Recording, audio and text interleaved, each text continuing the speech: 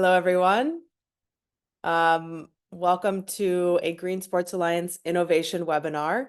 My name is Katie Gavitt. I'm the Associate Manager of Operations for the Green Sports Alliance, and I am welcomed by my colleague Brad, who is the Senior Manager of Member Services and Events. For any first-timers here, the Green Sports Alliance is a membership-driven organization. It is the largest, most influential, and initial driver of environmental and social responsibility across the global sports industry. And if you can go to the next slide, Isaac, thank you. Here are most of our members. And if you guys have any questions or you want some more information, you can go to our website, www.greensportsalliance.org, or we can hop on a call. My email is katie@greensportsalliance.org. And now I'd like to introduce one of our members, a tool within 11th Hour Racing. The Toolbox is what it's called. And our panelists are Isaac Murray, who's on camera with us right now. He is the Toolbox Community Manager supporting FIS, the International Snow and Ski Federation, in bringing the Saalbach 2025 International Ski Champions to become ISO 2012-1 certified. And we have Ingrid Beutler, the co-founder of the Sustainable Mountain Alliance. She contributed to the developments of the development of the Toolbox and delivered a workshop to Korean sports federations to build knowledge on sustainable strategy and how to use the Toolbox. And we have Hannah Campbell-Pegg, the president of Luge Australia. She led a pilot program with 10 federations under the Australian National Olympic Committee and helped federations overcome specific roadblocks to launching and implementing strategies ahead of Paris 2024 and Brisbane 2032. And we'll also have a special guest who will introduce you at the end. And I'll pass it to Isaac. Awesome. Thanks a lot, Katie. And yeah, hello, everyone. Welcome to our webinar on the Toolbox. I'm Isaac Murray. I'm the community manager for the Toolbox. And yeah, great to see all you guys here today. And I'll be very excited to meet you all in person at the GSA Summit in a few weeks, of course. So I guess in the matter of sort of time, I'll dive straight into what is the Toolbox. So the Toolbox was created under the 11th Hour Racing team, who were an offshore sailing team who competed in the ocean race. As part of its mission to sort of engage a broad audience and sport fans in climate crisis, ocean health, and sustainability. So in 2023, we won the ocean race, and we believe that this was because of our innovative engineering and ambitious sustainability goals, and not despite of them. So what was key for us when we were sort of creating our sustainability program and engaging with our supply chain, who were mostly sort of small to medium enterprises, was that there was a clear willingness to make sustainable change and to change their operations, but a lack of confidence on where to start or what to focus on, and what tools to use to create that robust strategy. So we wanted to make creating sustainability strategy more accessible, and working with peers from other organizations and from the world of sustainability and from the world of sport, we developed the Toolbox, which is a free platform and community to facilitate the transition to more sustainable operations in the world of sport, events, and beyond. So here is a little video explaining where we are today. So I'll just pop that on. Introducing the Toolbox, an award-winning platform providing free tools and support to build your sustainability strategy, no matter the organisation, size, or industry sector. The Toolbox offers over 60 free resources in multiple languages, such as templates, case studies, and how-to guides, as well as free one-on-one expert guidance for your business. Crafted by sustainability experts, the practical tools are used by hundreds of users across 95 sectors in over 120 countries. You will also find tutorial videos, a global forum, and expert accelerators who connect the community through peer-to-peer support and invaluable shared learning wherever you are. Sign up today and start your journey towards positive systemic change. The Toolbox, a community for the transition to sustainability. Cool. So, like it says in the video, we're designed for anyone who intends to implement change from the inside of an organization. So it could be the novice, person who's never done anything like this before, or a qualified sustainability practitioner, or even to a working group who are sort of stuck with some roadblocks on how to develop their strategy. One thing it doesn't say in the video is that it's also available in English, French, Spanish, and Portuguese. And hopefully soon it will be available in, Introducing the Toolbox. available in German as well. Um, so let's have a little look at what the Toolbox process is like. I'm going to give you a bit of a top level overview of what you can find within the Toolbox. We won't go into too many of the tools as we have some features which will assist you on our platform with that, but we'll give you an overview of what our process looks like today. So it's an 8-step framework aligned with standards such as ISO 20012-1 and ISO 14001. For putting together a sustainability program. And it's made up of a number of different templates, features, and how-to guides. So the process takes you through all of the steps from starting your sustainability program right up to creating that robust sustainability report. Each step includes multiple resources, how-to guides, quick guides, case studies, and of course, some templates to help you deliver the necessary work and documentation for your sustainability plan.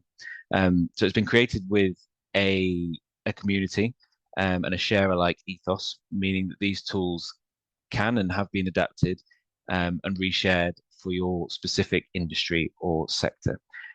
So if you are a cycling organization, you can make some, you can redesign the templates bespoke to your cycling organization or the federation that you're at. Or if you're a football team, you can, with a massive venue, you can redesign the templates so that we share them with the community to further sustainable operations. So this tool, this community of users are also on the platform, and they help to peer review, discuss, and contribute to the development of these assets and making sure that they're up to date and that they are best practice at the moment.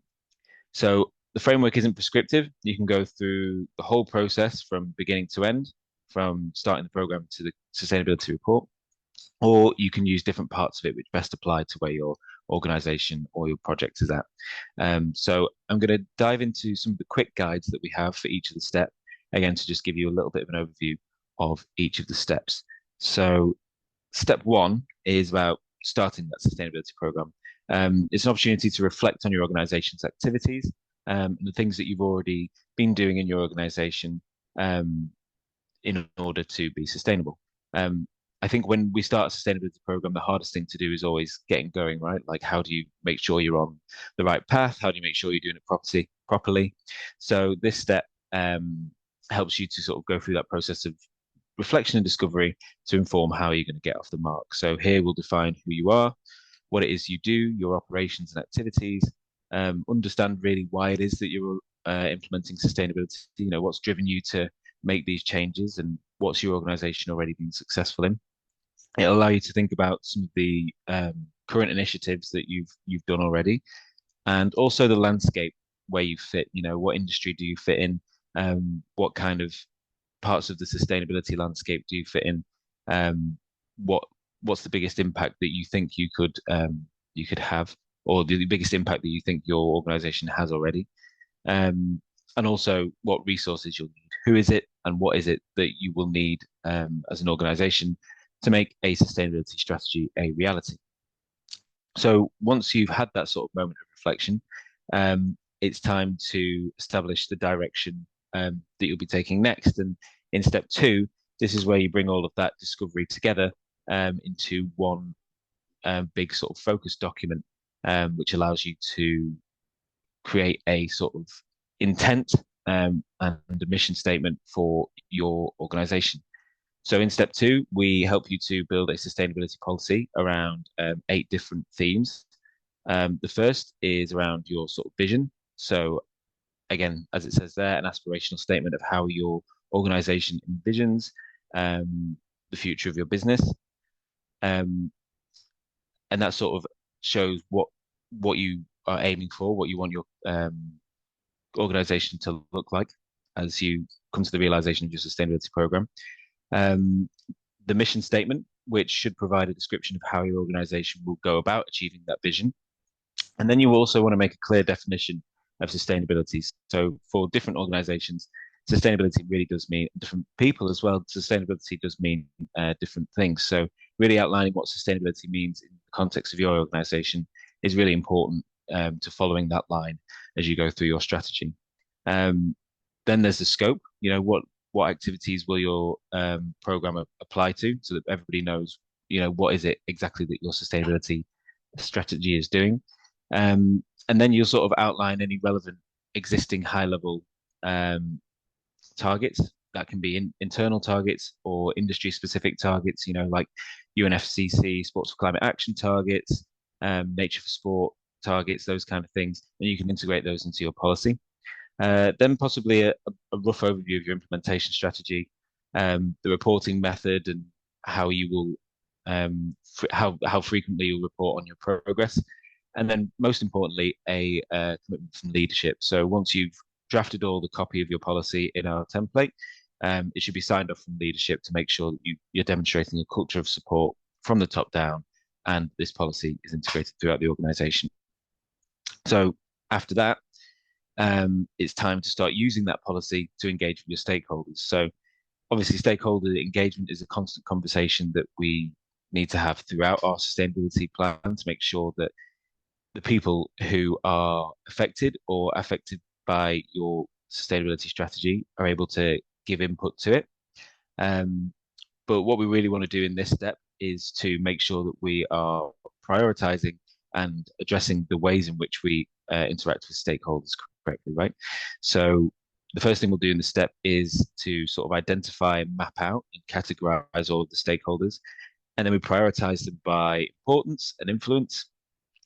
Then once we've done that, we use that prioritization to decide how we are going to engage with our stakeholders. And we can use a stakeholder survey template, which is in there as well.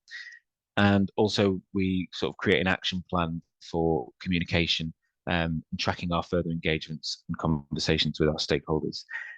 So the stakeholders you might want to consider are people like the governing bodies, municipalities in your area, suppliers you work with, any of the sponsors you work with or partners that you work with, the fans, of course, the communities who live near your facilities, and any other sort of end users of your project.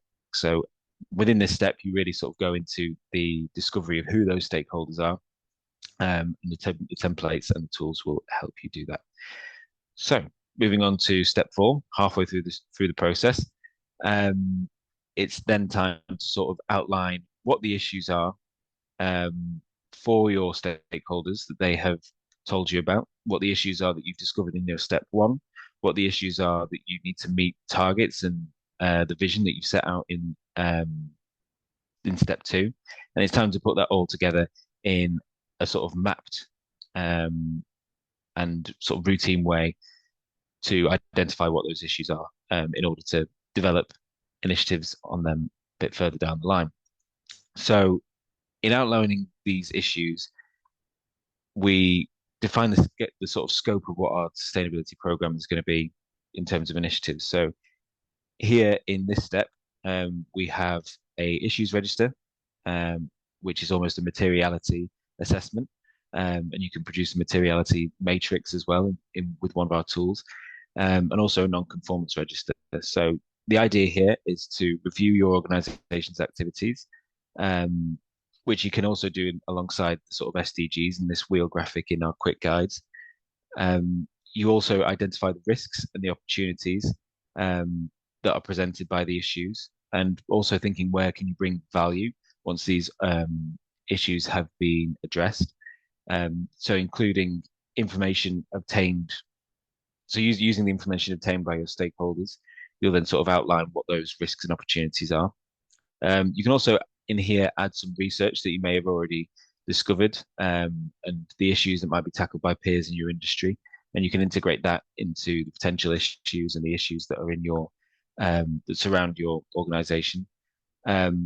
And then once you've done all that, it allows you to prioritize and group those issues and think about how you do initiatives and make collaborations and partnerships in order to alleviate the issues and bring down the impacts for your stakeholders. So once you've got those issues, you then set targets, and the targets are there really to enable you to have sort of tangible goals to measure your success as you go along delivering your sustainability strategy. So these are really essential for any sustainability program. In this step, we want you to really draft the goals and against the issues that you've just identified, and then you'll make the targets against those sort of goals.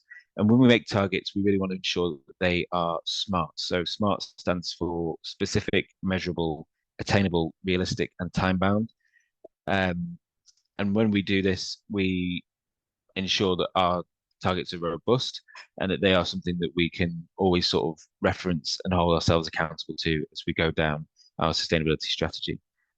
Once you have these targets, you want to share them with your stakeholders again, get their views and approval, and not only their approval, but where did they see roadblocks to these targets? How could they help you alleviate some of these targets and get to some of these targets?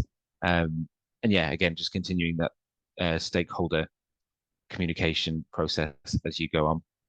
And then lastly, you want to make sure these targets are aligned with the global goals, the industry standards, the industry targets that you've aligned in your policy, but also that maybe you've discovered as you are integrating your sustainability policy. So making sure, for instance, if you are trying to be compliant with UNFCCC Sports for Climate Action, that you've got a net zero target by 2040, I believe it is, in there, things like that. So whizzing through to the next step. The next step is about creating the master plan. And this is kind of the step that everybody really wants to do, because this is actually where you do the sustainability and you do the initiatives. So this really is about sort of writing the copy out for your plan and how you will achieve each target, making sure that you have a concrete document that everyone can follow. And then also you need to allocate or numerous concrete documents that everyone can follow. This can include sustainable sourcing. This can include different plans around social securities, and there's tons of them in the how-to guides. But then you'll need to allocate resources and choose the roles and responsibilities, as well as the timelines, the budgets, and the tools that you're going to use to deliver the sustainability plan. So the first step is to write the plans, figure out how you're going to do it, and the second step is to allocate the resources and gear up to do it. And then the third action, of course, is to implement the sustainability plan. And this is where you take that action, you embed your framework in your operations, you do initiatives, but you also change your ways of working, change your ways of running your venue or your business, and you also start to communicate frequently on the progress of this plan with your stakeholders, making sure that they're aware of what the plan is as you go through it. So before you do too much communication on how well your plan is going, it's important to make sure that you are thoroughly assessing your progress and you're making sure that you are identifying the lessons learned and identifying where your successes are, but also where there are sort of gaps and pitfalls, so that you can make sure that they are all tied up, and that your sustainability strategy really is being as beneficial as it can be. So to do this, the tools that we have to help you measure progress are extensive. We have, I mean, the key is by gathering data. And this is data on carbon, waste, water, travel, the conversion of fans, behaviors, etc. And we have a myriad of trackers to help you do that. Once you have gathered all this data, it's key to create baselines, or if you already have the baselines, start comparing and contrasting that data as you've implemented your initiatives, and reviewing your results as you go along the process against those targets that you outlined in step 5. And lastly, you'll need to sort of evaluate and react and figure out, are we doing enough? Are we doing too much? Can we allocate resources in another area? Or what are the trends that are sort of opening up here? Like you can see on the right of the screen, if there are any trends that start becoming clear while collecting the data, it's really key to address them early. If you address trends as they become apparent, if you address trends as they become apparent, it makes things so much easier, as you often it often takes less resources and less time to alleviate those impacts. So we have an internal audit tracker to help you do that. Sorry, an internal audit tool to help you do that. But on top of that, we have, of course, these data trackers, and we also have a carbon calculator, which can help you track your carbon month on month, and then a climate action tracker, which can help you track your whole sustainability strategy and your progress towards net zero year on year. So a lot to be done in step 7, but you will find it all becomes clear as you go through the step and use the resources that we have online. So lastly, as mentioned before, next step is to start communicating about all your key successes. And, after we've done all this work, we'd be foolish not to talk about all the wonderful work we've done and shout from the rooftops about all the great impact that we're making. So this step is really designed to help you report and deliver in a really transparent and open way, and make sure that you're reporting those key successes, those challenges, and those learnings to your team and your stakeholders. So when we talk about reporting, we're sort of talking about a report at the end of each cycle, or each year, or of each reporting cycle which you have. And it should be aligned with the reporting principles that you already have within your organization, or within the reporting principles that you have sort of outlined in your sustainability policy. And of course, meeting those industry standards, meeting those certifications that perhaps you want to hit, that you've outlined in your issues in step 4. In the template that we have, we help you cover all the sort of relevant details, such as who you are, what you do, your vision, your mission, and your strategy, your stakeholders, scope, the materiality, and of course the sort of progress along the progress towards targets. And then, as well as the reporting template, we have a communications plan template, and you can use this to communicate periodically outside of that reporting cycle with your stakeholders. So this could be through social media, this could be through email campaigns, it could be through however you intend to communicate with your audiences and with your stakeholders. And it's really important to also include those feedback loops to make sure that you're getting that constant communication. It's not just a one-way thing. We want to listen to what the stakeholders have to say about our plans, and making sure that we're sharing the challenges and achievements that we've made along the way as we progress. So once you get to step 8, of course, you start all over again and make sure that you reintegrate all the learnings and key successes into your sustainability strategy, and make sure that you're delivering the full strategy year on year. So I appreciate that this is probably quite a lot to digest, and it's really hard to squeeze this all into an hour-long webinar, as there's some real nuanced parts, of course, to building our sustainability strategy through this process. But fear not, we have created some exciting new features that we're actually launching today on this webinar, to help guide and support you at your own pace, and give you the support where you need it. So the first of those features is our Toolbox forums.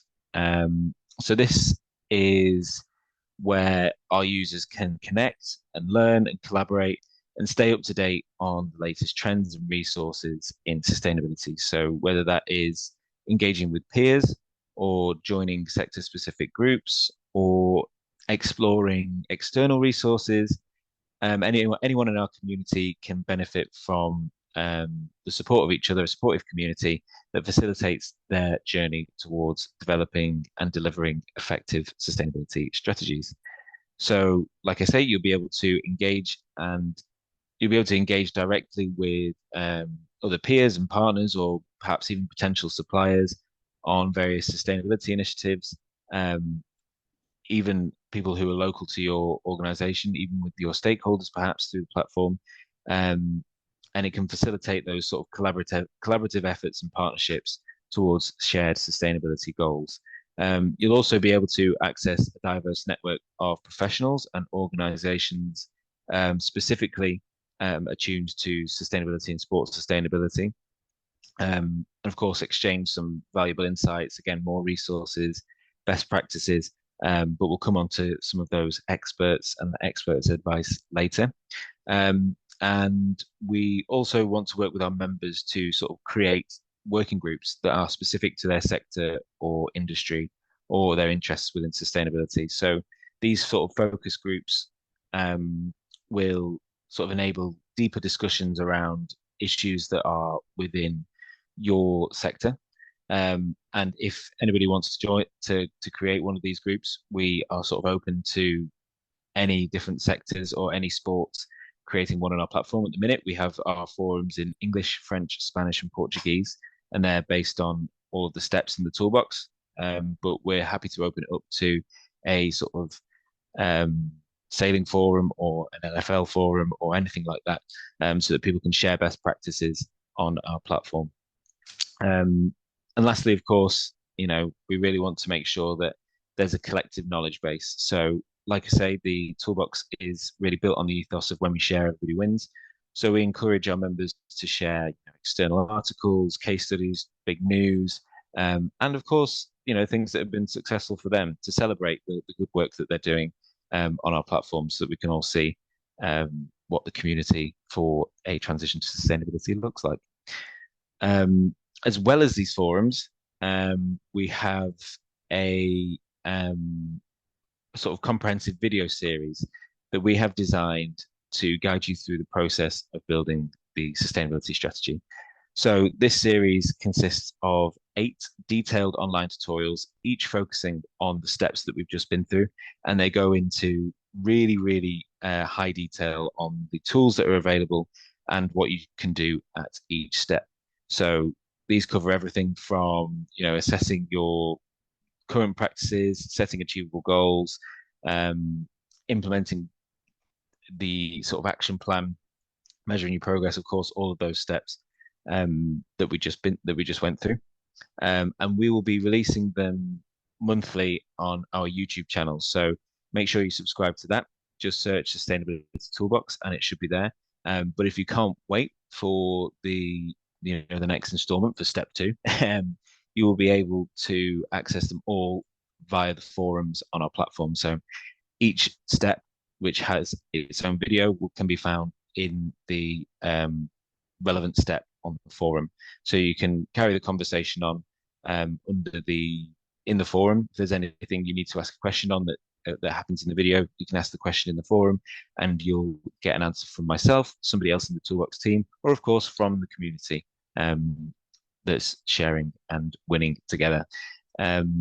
So that is the online tutorials. As well as the online tutorials, we have one-to-one support and sort of experts on hand within our community in order to give you direct support where you might need it. So our sort of we have personalized one-to-one sessions which you can access via myself. So with every user that signs up to the Toolbox gets a link to start one of these personalized one-to-one sessions. We look at how we help to sort of deep dive into the specific roadblocks you have with your sustainability journey, and then signpost you with personalized assistance with the Toolbox resources, other resources that we might know, or we can refer you to one of our experts and one of the users, the members of the Toolbox community that already exists on the platform. So if you want to get one of those free one-to-one sessions, the QR code is on the screen now. But they're 45-minute sessions with myself. And then, of course, if you need continued support, if you need further support, we can direct you to one of our experts who are on the platform. So in the next part of the webinar, we'll be hearing from some of those experts and some of the solutions that they can provide you with, some of the ways that they can assist you. But before we do so, we will just do a quick revitalizer activity. So in order to do so, you'll need to get your phone out. Or if not, I can put the link in the chat. And what we'll be doing is answering a question on Mentimeter around your roadblocks with sustainability policy. So what is it that perhaps you're struggling with in order to develop your sustainability policy? So as that QR code is on the screen, I will just switch over to Mentimeter. And if you would, let me click to copy this link, and perhaps I can stop sharing briefly and pop it in the chat.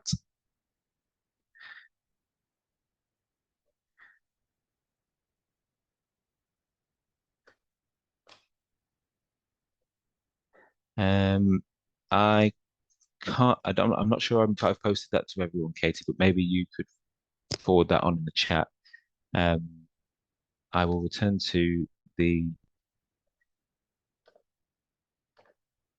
Mentimeter, and we can see hopefully some of those answers coming in.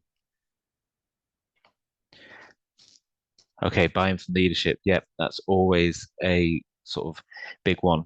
I think trying to bring in the value of what sustainability can bring, of what changing your operations to increase the value and decrease the risk in regard to socioeconomic and environmental risks and opportunities is always difficult. But yeah, it's clear that that is definitely something. Management support, yeah, that's always difficult. I wonder if maybe some of our other experts will be able to help answer some of these questions in the next section. But yeah, it's always really interesting to see what people's issues are. But I can see that a lot of it is about getting started. How do we define the value? How do we get the buy-in from leadership? How do we want, I guess, getting buy-in from leadership as well as having resources allocated to this, right? It's making sure that we can get the most out of it. We're not doing sort of piecemeal initiatives, that we're actually reintegrating it into our operations in order to make our operations better for people, the planet, and for profit. Of course, it's about the triple bottom line. Yeah, and Isaac, just to add something in, and this is why we love platforms and toolboxes like yours, where if you are trying to find leadership buy-in, finding free tools is generally a great great starting point for that journey. So yeah, just wanted to call that out to everyone on here. Yeah, that is a good reminder, actually. Yeah, the Toolbox is absolutely free and always will be. It's a Creative Commons platform, so that means that it's owned by the users that use it. There's only a few sort of caveats to that, there's attribution and things like that, but all that information is available on the website. Basically, the caveat is that if you have something, you share it with the community, and the community all benefits from your work. We can all help reach some regenerative goals together. So yeah, I think that's a really good picture that we painted there of what it is that people need help with. The good thing about this is we can take this as well into the workshop that will be at the summit. So hopefully we can address some of those issues for you there. And of course, we can take some of these. I can see some of these responses in the Mentimeter. So if you reach out to me through the Toolbox or otherwise, we can have a sort of wider conversation, of course, with myself and some of those experts on how we can overcome some of those hurdles, be it buy-in, be it getting collaboration, support and sponsorship and things like that. So returning back to our slides, what we'd like to do now is give the floor to some of our experts who are present on the Toolbox. A lot of our experts have helped in developing the Toolbox as well. So these experts you can contact through the Toolbox platform itself, or we can sort of get you in touch with them. And if there's certain roadblocks if there's certain things that they're saying, it's like, hang on, they seem like they could help me get through. They could help me get buy-in. They could help me write my sustainability policy. They can help me do my carbon calculation. Then don't hesitate to get in touch with us or get in touch with them. But first, I think we will start with Ingrid, who will talk a little bit about herself, her work, and her involvement with the Toolbox. So Ingrid Beutler, are you on the call? I am indeed. Thank Hi. you, Isaac. You can hear me? Still good? Yes. Thank you very much, and welcome everybody. It's wonderful to have you all online. So my name is Ingrid Beutler. I'm a New Zealand national, but I'm based in Switzerland. So I have a bachelor in geography, another in political science, and another in law, and a master's in international law. And I've been working in international sports for the last 20 years, particularly working with the international sports federations and with the International Olympic Committee. I was head of integrity at the IOC, and then the last 4 years have been in. So I'm very much focusing on supporting the major sports events and organizations, particularly international sports federations, and implementing sustainability. I'm also the co-founder of an NGO, a non-profit organization based here in Switzerland called the Sustainable Mountain Alliance, and we focus on the transition to sustainable sport and tourism in the mountain environment. Most sensitive to climate change. We've got 60 to 80% of the world's fresh water coming from our alpine environment. You've got about 30% of the world's forests in the mountains, and it's particularly challenging to organize sports events. If we think of the snow sports, are particularly affected by them, so very much assisting mountain sports in this transition period. With regards to the Toolbox, I'd just like to follow up and acknowledge the investment, the expertise that has been put into develop the Toolbox. Have been involved right from the inception of it and have tested it on multiple occasions, and it is really one of the, if not the leading sustainability toolbox, providing templates, guidance, case studies that are incredibly valuable, whether you're a small local club, a national federation, or at the international level. So I think they're really incredibly useful. Also, if you're as an academic, I teach a lot, and they're really useful as we now move into the phase of a lot of educational programs, be it schools through to tertiary education, now integrate sustainability into the education. And I think this is a very, very useful tool for, raising awareness about the different elements. It's quite specialist as well. It does go into very deep details, particularly on the carbon footprint calculator. Stakeholder engagement. I do a lot in human rights as well, and the S of or people dimension. If we talk about the 3 Ps, the people dimension, the social dimension of sustainability is where often we do need to call on a of expertise. So I do a lot in diversity, equity, inclusion, and in human rights. And the importance of stakeholder engagement in that process is also incredibly important if you think about the engagement with local communities, migrant communities, Indigenous persons, those of gender diverse individuals. So it's a very useful tool. I was asked to talk about a little bit about the experience in using it. So it's throughout basically all of my work and working with organizations around the world.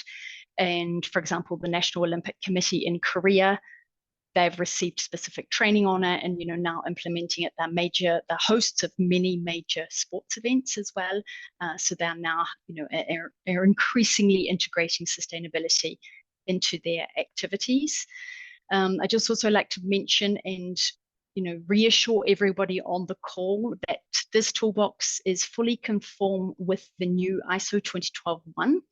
So Isaac mentioned it in his introductory remarks, but it came out just a few weeks ago. It's actually the new revised version of ISO 2012-1, which came out after the Olympic Games, London Olympics.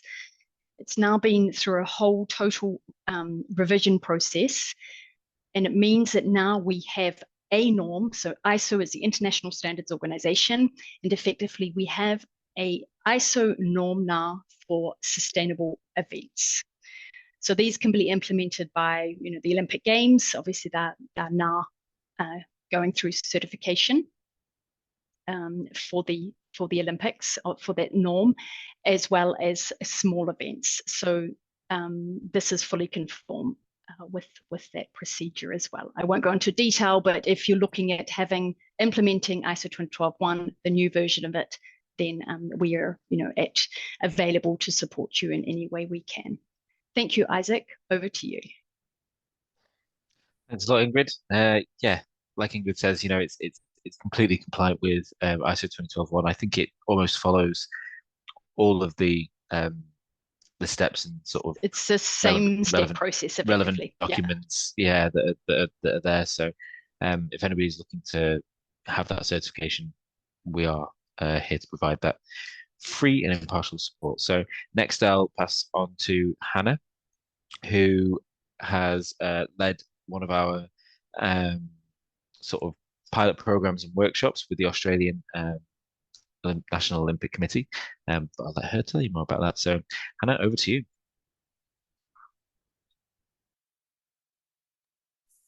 Apologies, I forgot to unmute. Thank you very much for having me.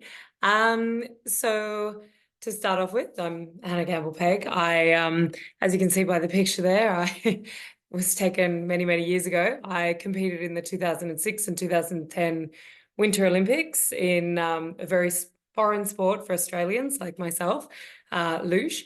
I also hold a Bachelor of Sports Science and a Master's in Sports Ethics and Integrity, which I completed through an IOC scholarship that I received.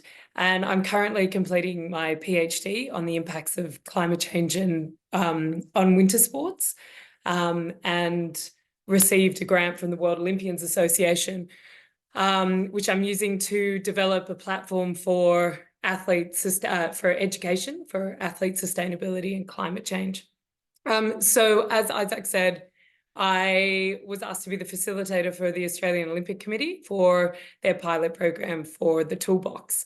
And it's really interesting what you guys all put up on the Mentimeter as well, because these are exactly the same problems and challenges that we had with the national federations that we worked with. And we started with 9 national federations and we ended with 7, basically due to either executive buy-in or it was actually such a huge turnover of staff we found within those 9 national federations within sport. I'm not sure if that's a challenge that you guys encounter, but in Australia, we seem to have a huge turnover as well. So we had, and one of the other things as well was getting a base level of education for everybody. And these were the things that we found, and consistency for everybody as well, and time, because a lot of people were given this sustainability job in their national federations as a part of their job, not their job. It was just added to their workload as well. So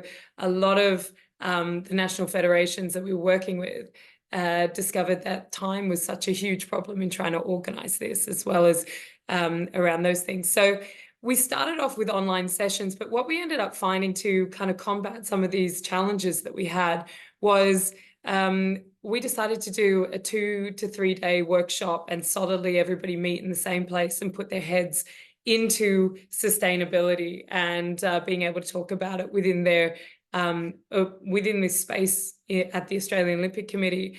And it was really great. Through that, everybody was able to open up and talk to each other, talk about their challenges, and we all helped to problem solve as well and work through all the steps of the toolbox in this workshop. And we found that was one of the most effective ways for us to move forward as well, and for everybody to create this network and collaborate that we're trying to continue to build within Australia. And it actually ended up, everybody kind of came out quite excited after the workshop as well, and motivated to move forward as well. What we also found as well is we added some additional education sessions in there, which we found assisted too, because we found there wasn't the baseline understanding of, for example, carbon in sport as well. So I would run a session on that as well to try and get everybody up to the same level, and just tailoring the education to each national federation, and me providing that individual support as well seemed to clarify things for everybody and assist with helping them complete some of the steps of the toolbox as well. So in the whole process with the Australian Olympic Committee, we were able to really form a strong community within Australia in this network that we're hoping to continue to grow, and continue to work together, well past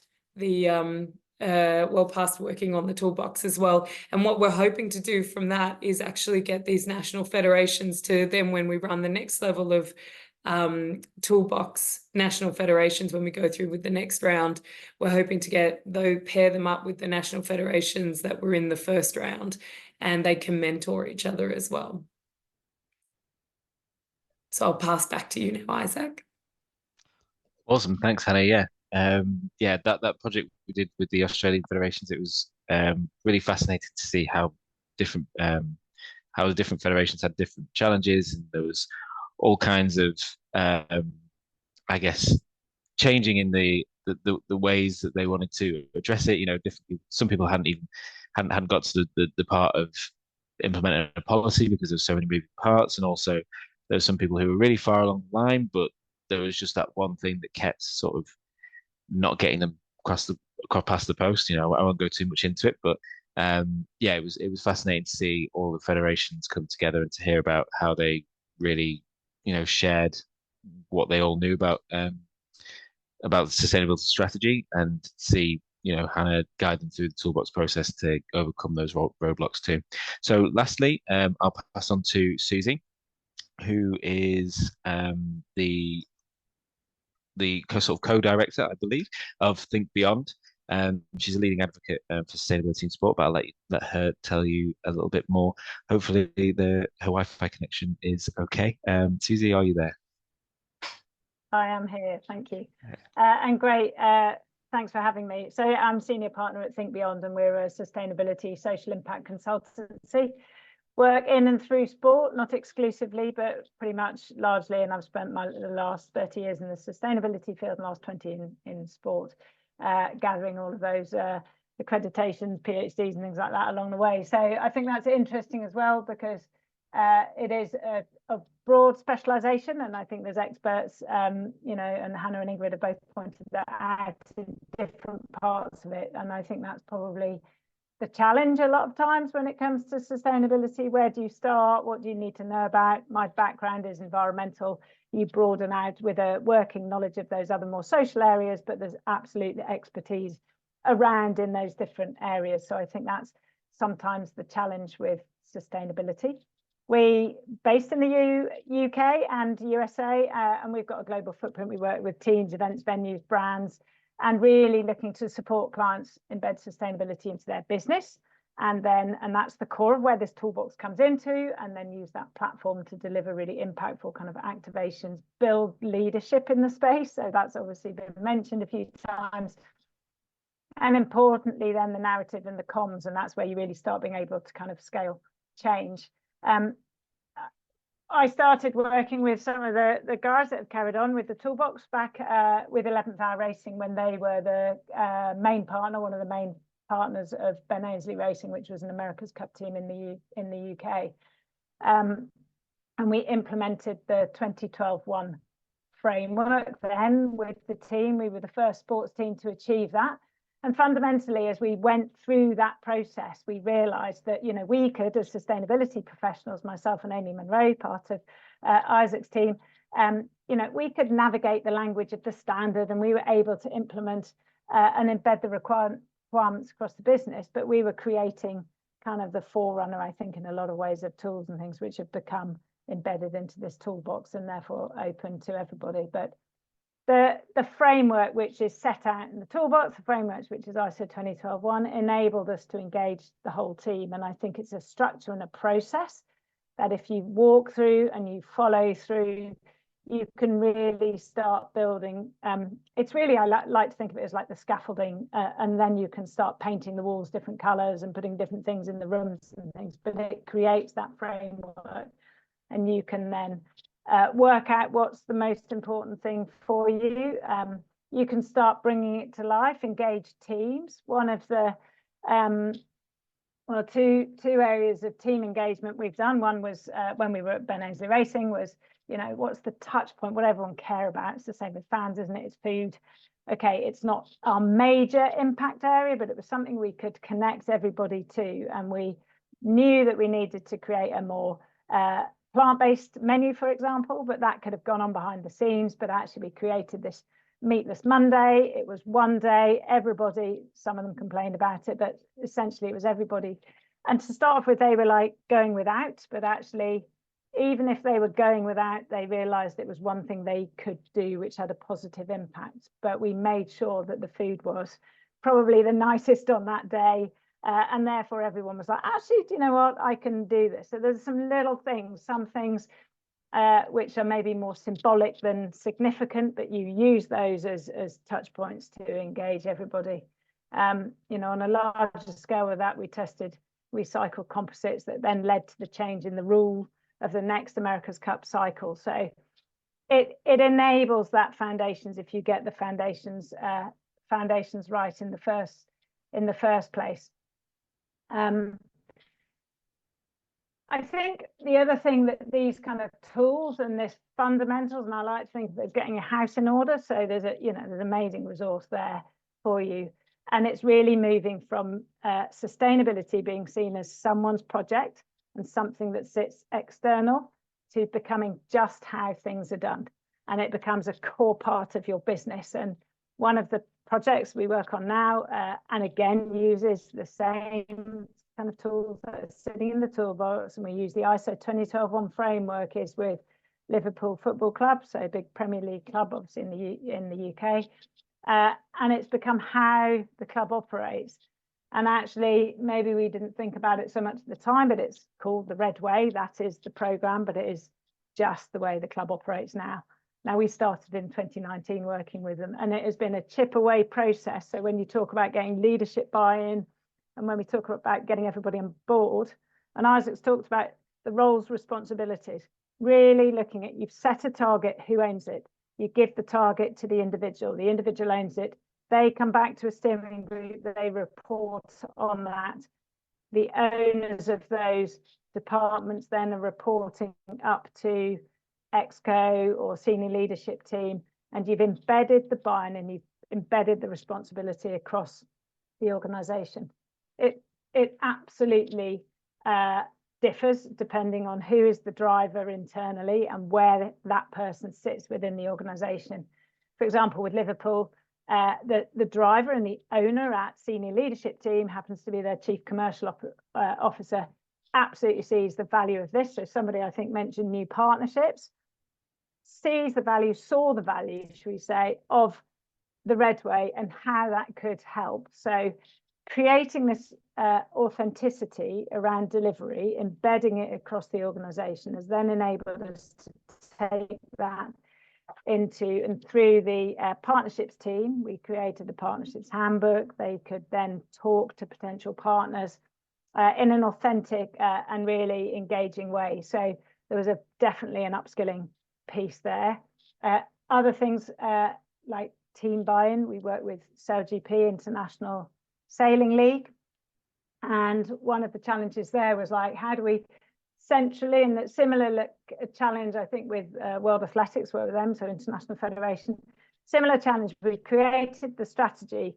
We're a federation or we're a league, but nobody's really that interested in us as an organization, but we're interested in the athletes, and we're interested in the teams participating, and we're interested in the major events. So for SailGP was then to use that credibility and platform to say, what's that project? What's that sort of activation program? So the Impact League came out of there. And so this platform that you can build using the toolbox to create that robust structure can then be taken forward into these more impactful, scalable programs. So the Impact League came out of that. For World Athletics, it was looking at how we could engage all of the World Athletics events, the World Athletics Series events, the World Championships, and also roll that out through the marathon events, the road race label events, the Diamond League events, and we've created this Athletics for a Better World standard that is not only a checkbox for them, but actually the way for the federation to see, you know, how are these championships helping us. I'd say the other thing, like to Isaac's point, you can't do everything all at once. You can focus on, you know, on the big issues and the significant ones, and there may be some more kind of symbolic ones there as well. Yeah, I think I can stop there and hand back to you, Isaac. No, yeah, I totally agree. You know, we can't. There's no silver bullet. We can't solve all of these problems all at once. And it's about integrating that process again, as you say, like giving the responsibility to all who are through the organization and changing the ways of working, and not just you know, doing the odd piecemeal initiative here and there. So, I mean, we're running up for time, but I appreciate that. I do want to leave some time for questions if anybody's got any questions. We have about 3 minutes left. I believe there's a Q&A function. I can't actually see it because I'm screen sharing, but Bradley and Katie, can you see any questions in the Q&A? No, it looks like we didn't have any come across. So that must be a good thing. You guys did a good job of explaining everything you have going on. Excellent. No, but really from a high level, thank you so much for sharing your expertise. You know, I think it's so important to acknowledge that there's so many other people in this space who are going through this process or who have been through this process. And really it comes down to the partnerships and best practice sharing that will, you know, allow us to keep taking it to that next level. So just wanted to, before passing it to Katie, just wanted to say thank you, you know, for sharing your expertise today. And yeah, I'll pass it over to Katie. Thanks, Sure. Brad. Sorry, just before we jump off, if anybody has any questions that they want to ask after the webinar, you can email us at info@sustainability.com. So info@sustainabilitytoolbox.com, and we can pass any questions on to Ingrid, on to Susie, on to Hannah, or I can answer them myself there. So yeah, sign up, and we look forward to seeing you on the platform. Yeah, it was info@sustainability toolbox, you said? Yes, info@sustainabilitytoolbox.com. Okay, I'm gonna put it in the chat. Thank you. Yeah, it ought to have been on the last slide, but yeah, there you go. Yeah, thank you again, Isaac.